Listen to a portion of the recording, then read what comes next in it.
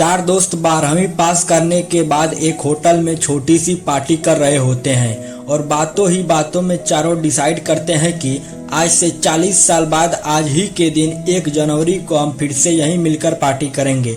और हाँ, जो सबसे आखिरी में आएगा वही सबका बिल पे करेगा। होटल का वेटर भी ये सब देख रहा था। कहने लगा, अगर 40 साल बाद मैं भी रहा तो आपकी ये पार्टी जरूर देखूंगा। ठीक 40 साल बाद पहला दोस्त होटल पहुंचता है तो देखता है वो होटल अब 5 स्टार बन चुका है। अब वहाँ सब कुछ बदल चुका है। एक शख्स उसे पहचान जाता है और कहता है, सर बैठिए, मैं आपको पहचान गया। मैं वही वेटर हूँ जो अब इस होटल का मालिक बन चुका हूँ। वो कहता है, क्या बात है। इतने में दूसरा दोस्त आ जाता है। दोनों की बातचीत शुरू होती है कि बिजनेस ग्रो कर गया, सब कुछ अच्छा चल रहा है। दोनों अपनी बातों को शेयर कर ही रहे होते हैं कि तीसरा दोस्त भी पहुंच जाता है, लेकिन चौथा दोस्त अब भी नहीं आया। तो जो सेठ होता है वो कहता है, आप ऑर्डर कीजिए, मेन्यू में खाना वगैरह सेलेक्ट कीजिए, इतने में आपका दोस्त भी आ जाएगा। अब खाना भी लग गया। वेट करते करते काफी देर हो गई।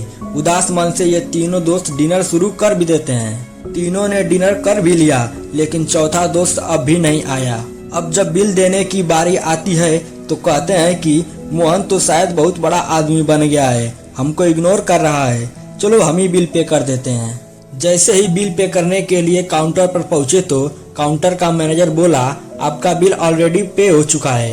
अब तीनों अपने चौथे दोस्त के ना आने की शिकायत करते करते बाहर निकले ही थे कि तभी एक सरकारी गाड़ी वहां आकर रुकती है।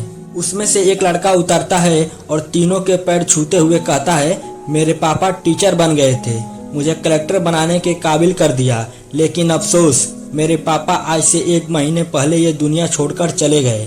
उन्होंने आखिरी वक्त में आपके इस वादे के बारे में बताया था और कहा था जब तीनों पार्टी खत्म कर लें उसके बाद तू वहां जाना और पेमेंट वगैरह कर देना। लड़का हाथ जोड़कर बोला, मेरे पापा अब इस दुनिया में नहीं रहे, उनका वादा पूरा करने के लिए मैं आया हूँ। अब ये तीनों नम आंखों से रियलाइज करते हैं कि हम 40 साल बाद ही क्यों मिले, 40 दिन बाद क्यों नहीं।